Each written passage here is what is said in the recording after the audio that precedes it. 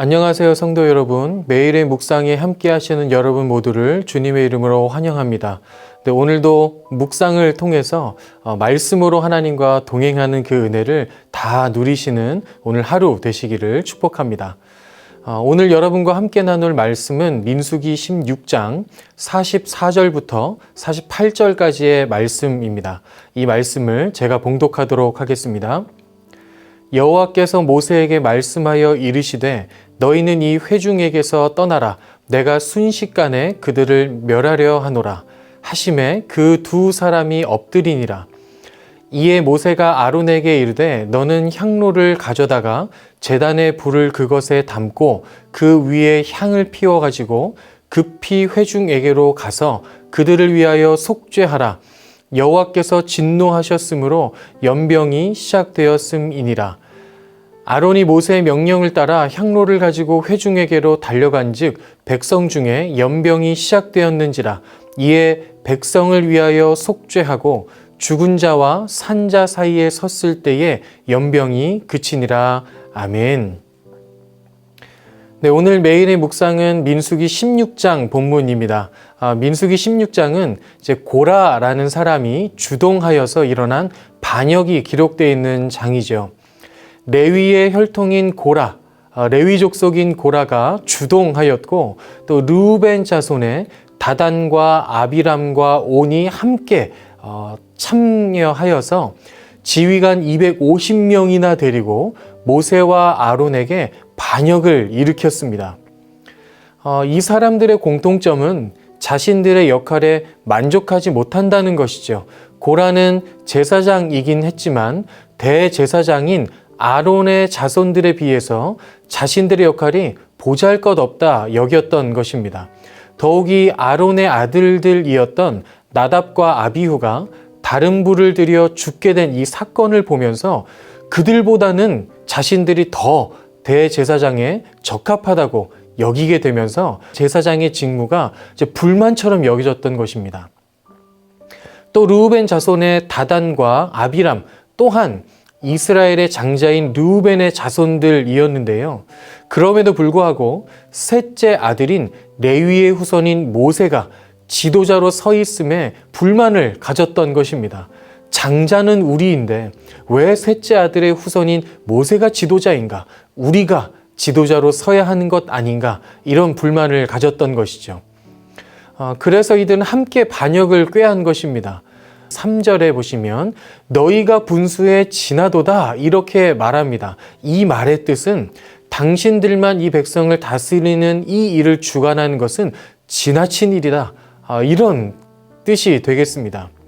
이것은 모세와 아론에 대한 정면적인 도전이고 반역이었죠.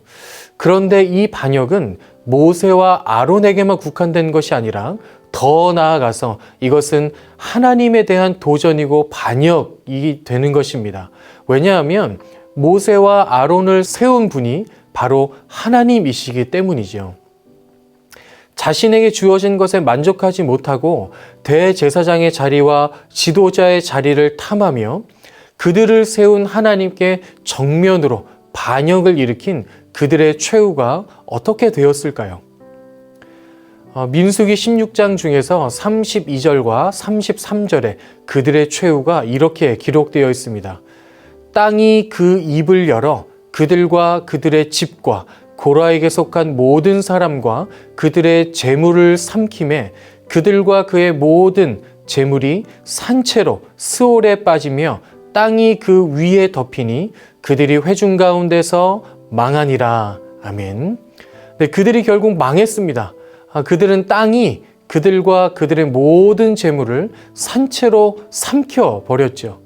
하나님께 반역한 그들을 하나님께서 심판하신 것입니다. 이것은 모세가 심판하고 있는 것도 아니고 아론이 심판하고 있는 것도 아닙니다. 이것은 하나님께서 심판하고 계시는 것이죠. 이 반역은 이렇게 일단락되는 듯 보였지만 그렇지 않았습니다. 반역한 무리들이 심판을 당하고 난 후에 이스라엘의 모든 회중이 모세와 아론에게 몰려들어 원망하게 됩니다. 41절과 42절 읽어보겠습니다. 이튿날 이스라엘 자손의 온 회중이 모세와 아론을 원망하여 이르되 너희가 여호와의 백성을 죽였도다 하고 회중이 모여 모세와 아론을 칠 때에 회막을 바라본즉 구름이 회막을 덮었고 여호와의 영광이 나타났더라. 아멘. 너희가 여호와의 백성을 죽였다. 이렇게 원망했고 원망하는 것으로 모자라서 모세와 아론에게 달려들어서 그들을 죽일 기세로 때리고 있었습니다. 그야말로 모세와 아론을 죽일 심산이었죠. 사실 이것 또한 이 백성들의 이 행위들 또한 모세와 아론에 대한 반역이었고 더 나아가서 하나님께 대한 반역이었습니다. 30절을 한번 보실까요?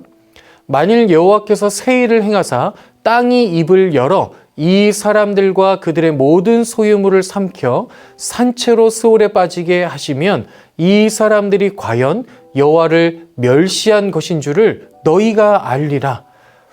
모세는 분명히 사람들 앞에서 이렇게 말했습니다. 땅이 삼켜버리면 이것은 내가 아니라 이들이 여호와의 하나님을 멸시한 것이다. 그것이 증명되는 것이다. 이렇게 말했고 그것이 실제로 일어나면서 땅이 이들을 삼켜버리면서 이것은 실제로 일어난 사실임을 명백하게 드러냈습니다. 여러분, 모세가 누구입니까? 이스라엘 백성의 출애굽을 이끈 사람입니다. 10가지 재앙과 홍해를 가르고 반석에 물이 나게 하며 만나와 메추나기를 먹는 이 모든 일을 이끌었던 지도자이죠. 하나님께 나아가서 하나님과 대면하여서 십계명 돌판을 받아온 사람입니다. 그런 모세가 이렇게 말했다면 그들을 땅이 삼키게 하신 것은 하나님께서 하신 일임을 백성들은 믿어야 했습니다. 그것을 믿고 그들이 하나님께 죄를 지었음을 깨닫고 본인들은 그런 죄를 짓지 않아야겠다 결단해야 했죠. 하지만 그들은 이것을 여전히 믿지 않았습니다. 이것은 그들이 하나님을 믿지 않고 이 일들을 행하신 모세와 아론을 세우신 하나님께 등을 돌린 일입니다. 순종하지 않은 일이고 이것은 반역이었고 하나님께 대한 죄를 행하고 있는 모습이었습니다. 하나님 앞에 이런 죄에 빠진 이스라엘 백성들을 하나님께서는 다 멸하시기로 결정하십니다. 45절 읽어볼까요? 너희는 이 회중에게서 떠나라. 내가 순식간에 그들을 멸하려 하노라 하심에 그 두 사람이 엎드리니라. 하나님께서 하나님 앞에 죄를 지은 이스라엘 백성들을 다 멸하심으로 하나님의 공의를 이루시려 하시는 것입니다. 하나님께서는 이스라엘 백성들을 연병으로 징벌하려 하셨죠. 이스라엘 백성들은 하나님 앞에 죄를 지었습니다. 하나님을 인정하지 않았고 하나님의 권위를 인정하지 않았으며 하나님께 순종하지 않았고 하나님께 대들며 하나님께 반역을 일삼았습니다. 이것은 틀림없이 하나님 앞에 죄를 지은 것이고 죄를 지었기 때문에 고라와 그의 일당들이 당했던 것처럼 당연히 죄의 대가인 죽음을 맞이해야 했습니다. 이스라엘 백성들은 죄를 지었기 때문에 여기서 벗어날 수 있는 방법이 전혀 없었던 것이죠. 그냥 그 죽음을 맞이한 것 외에는 다른 방도가 없었습니다.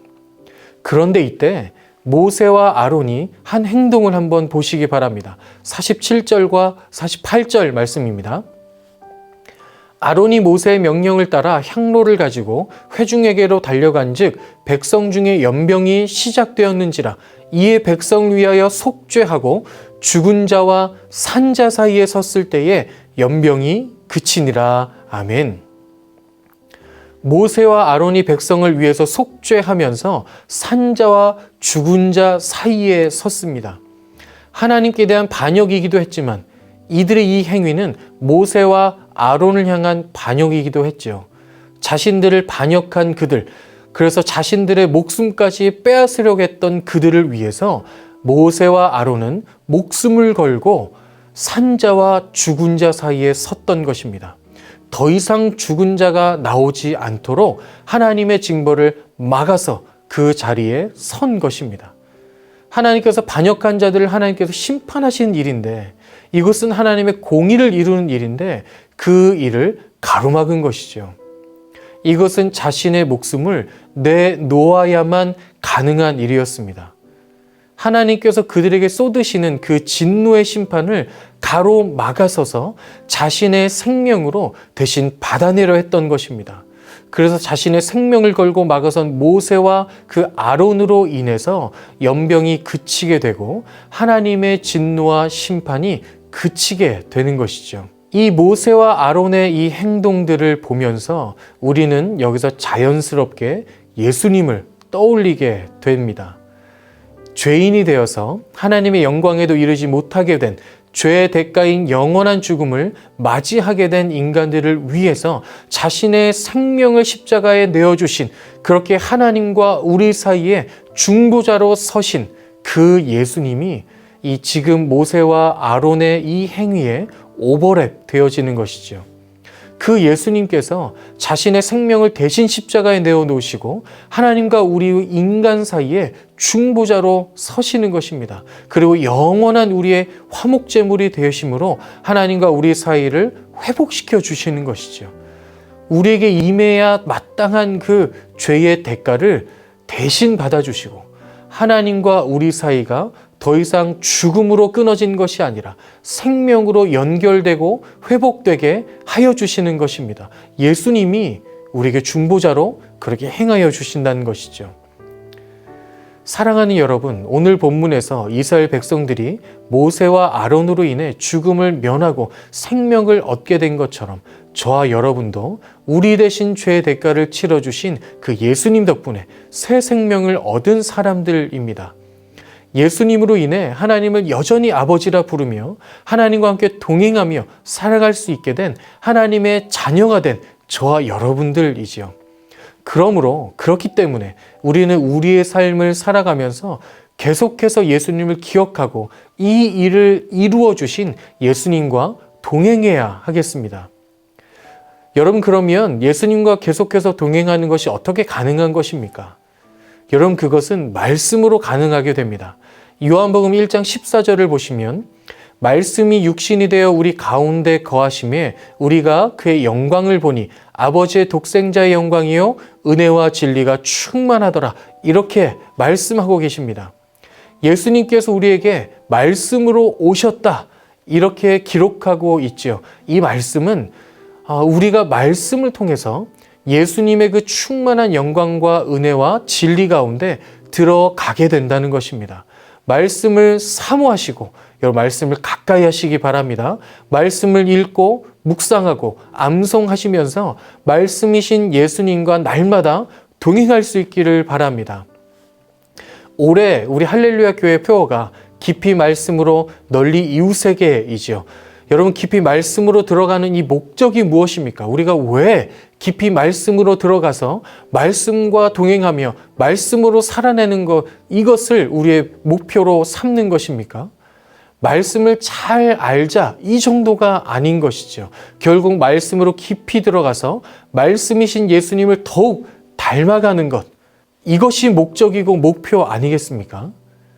말씀을 통하여 예수님과 동행하며 예수님께 깊이 나아가서 예수님 닮은 모습으로 이제는 널리 이웃에게 다가가 하나님의 사랑과 복음을 전하는 것, 이것이 우리의 최종적인 깊이 말씀으로 널리 이웃에게를 우리 표를 삼은 그 목적이 아니겠습니까? 여러분, 말씀을 통해 예수님과 동행함으로 여러분의 삶 속에서 예수님 닮은 모습으로 살아갈 수 있기를 바랍니다. 그래서 그 예수님 닮은 모습의 우리의 삶을 통해서 하나님이 증거되어지고 하나님이 살아계신 그것이 많은 사람들에게 증명되어질 수 있는, 그래서 우리가 하나님의 복음으로, 복음의 능력으로 그렇게 매일매일 하루하루를 주님과 동행하며 그렇게 살아갈 수 있게 되기를 간절히 바랍니다. 그래서 그런 우리의 삶을 통해 하나님께서 영광을 받으시고 하나님의 나라가 확장되어지는 그 일에 날마다 동참하며 살아가게 되는 저와 여러분의 삶이 되시기를 예수 그리스도의 이름으로 축원합니다. 아멘. 기도하겠습니다. 하나님, 감사합니다.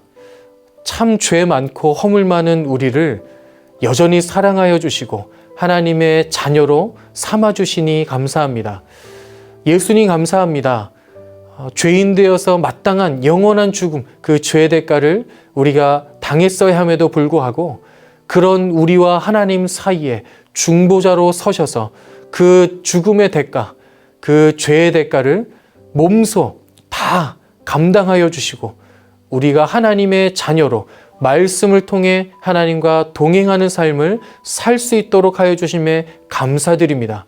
하나님, 우리가 이것을 날마다 살아가는 모든 날 동안 잊지 않고 살 수 있도록 도와주시고 우리와 함께 하시는 말씀으로 우리에게 임하여 주신 그 예수님을 바라보며 의지하며 그 예수님과 동행하며 살아서 예수님을 닮은 모습으로 이 세상 가운데 하나님의 영광을 높이며 하나님의 나라를 확장시켜 나가는 우리의 삶이 될 수 있도록 우리와 함께하여 주옵소서.